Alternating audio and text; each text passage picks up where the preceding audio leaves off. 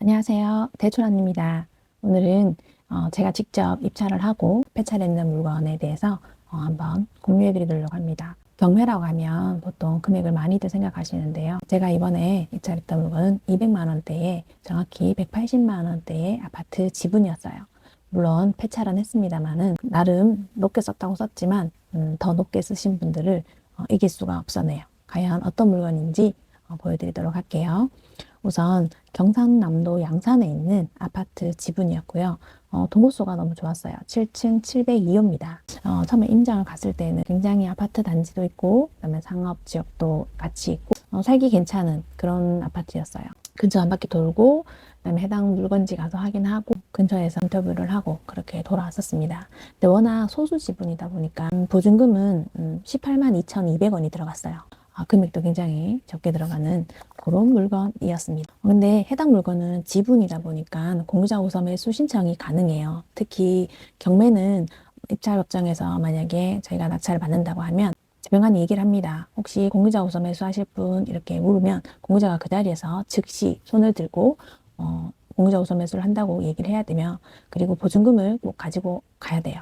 근데 공매는 조금 달라요. 제가 경매보다는 공매를 조금 더 자주 하는 편인데, 아무래도 이제 법원에 가기도 좀 부담스럽고 소액으로 할 때는 경매보다 공매는 조금 더 빠르게 잔금 밀어낼 수가 있기 때문에 공매를 주로 하는 편이에요. 공매는 낙찰이 되고 나면 목요일날 보통 월요일부터 수요일까지 입찰을 할 수 있고요. 목요일날 낮 11시에 개찰이 됩니다. 그래서 문자로나 카톡으로 연락이 오고 금요일까지 우선 매수를 할 수가 있어요. 그러니까 일주일 동안 경매가 진행된다고 보시면 되죠. 그래서 금요일날 캠코에서 전화를 합니다. 공유자 우선 매수 하실 겁니까? 그러면 공유자가 선택을 해요. 이 사진을 보시면 아무래도 공유자 우선 매수 신청을 할 수 있는 요 칸이 있습니다. 그리고 해당 물건은 지금 한 6명 정도 입찰을 했어요. 188만 원짜리인데 388만 5천 원에 200만 원을 업하셨네요. 그래서 낙찰이 됐는데 아마 우선 매수가 들어오지 않을까. 근데 이게 경매로 하면 굉장히 부담스럽거든요. 금액도 작은 데다가 경비나 이런 부분들 하면 부담이 될 수 있는데, 공매는 임장만 좀 잘 다녀오시고 나면 그런 부담감은 많이 없는 것 같아요. 그래서 입찰을 좀 많이 하시지 않았나 싶고요. 낙찰가율은 213%네요. 많은 분들이 낙찰가율로도 말씀을 많이 하신데 그 얘기는 다음에 또 다시 한번 나눠보도록 하겠습니다. 그러면 아파트에 대해서 말씀을 드릴게요. 새롬 성원 아파트예요. 정식 명칭은 새롬 성원 네오파트입니다. 경상남도 양상시 북정동에 있고요. 684세대 9개 동, 최고 22층 규모의 아파트 단지입니다. 2005년 5월에 준공이 돼서 현재 20년 차 아파트네요. 그리고 교통이나 생활 인프라가 우수하다고 이렇게 나와 있습니다. 양산역 지하철 1호선과 2.8km 정도 나와 있고요. 대중교통도 접근성이 양호하다. 최근 시거래가는 한 2억 정도 이렇게 나와 있는데요.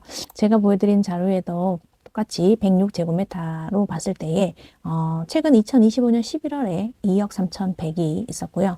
10월에는 2억에도 있었어요. 그러니까 약간 구축 아파트는 인테리어 여부에 따라서 굉장히 가격들의 편차가 조금 더 많이 난다. 그러니까 그런 게 좀 있는 것 같아요. 얼마나 많이 했냐. 완전 다 처음부터 다 했으면 가격을 조금 더 많이 받고, 조금만 부분적으로 했으면 가격을 조금 그보다는 많이 받을 수 없는 약간 그런 차이가 있는 것 같습니다. 거래 실거래가는 그렇게 촘촘하게 많지는 않아요. 그렇지만 거래가 전혀 안 되는 거는 아니고, 또 해당 동호수가 한 600세대 정도이기 때문에 그렇게 많지는 않아서 물건이 나쁘지는 않다.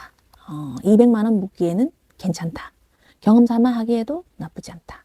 이렇게 생각을 해서 입찰을 했는데, 사실상 이 낙찰가는 시세를 반영한 낙찰가는 아니에요. 그러니까 너무 작은 지분은 시세를 반영한다고 하기에는 가격이 부담이 좀 없다 보니까 조금 더 시세를 벗어나서 입찰하는 경우도 있습니다. 네, 통상적으로는 저희가 볼 때 시세에 준해서 시세보다 낮게 낙찰을 많이 받도록 얘기를 하죠. 아파트 같은 경우에는 33평형 이렇게 나와 있습니다. 해당 물건의 등기사항으로 봤을 때에는 2007년에 상속으로 할아버지가 돌아가시고 나서 어머니가 계속 거주한 것으로 보입니다.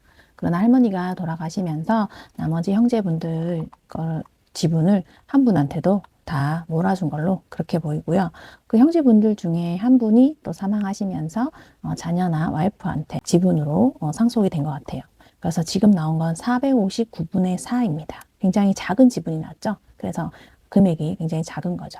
이렇게 지분은 요즘에 이제 여러 공동명의로 하다 보니까 훨씬 더 복잡해진 부분들도 있어요. 자동상속으로 가다 보니까 되고, 또 공동명의도 많이 하시고, 그래서 지금 같은 경우에도 성이 너무 다 다르지만 결론적으로는 459분의 441을 소유하고 계신 분이 요 해당 매물집을 자주 왕복으로 왔다 갔다 하신다. 이런 게 이제 현황에 나와 있었고요. 그리고 지금 나와 있는 지분이 459분의 4 아주 소수 지분이기 때문에 물건으로서는 부담 없이 입찰하실 수 있고 처리하실 수 있는 그런 물건이라고 말씀드릴 수 있을 것 같아요. 저는 이렇게 잠깐 부담이 없는 물건들 위주로 입찰을 하는 편이고요. 그래야지만이 리스크를 또 최소화할 수 있고 시간이 되면 제가 또 처리했던 물건들도 낙찰받아서 처리했던 물건들도 함께 공유해 보도록 하겠습니다. 경매랑 공매의 차이점은 아시죠? 경매는 근저당이나 어떤 채권에 의해서 진행이 되는 거라면 공매는 나라의 세금, 지방세, 국세나 뭐 이런 세금을 체납함으로써 한국자산관리공사에다가 위임을 해서 맹청산 절차죠. 진행함으로써 나라에서 세금을 회수해가는 그런 절차라고 보시면 될 것 같고요.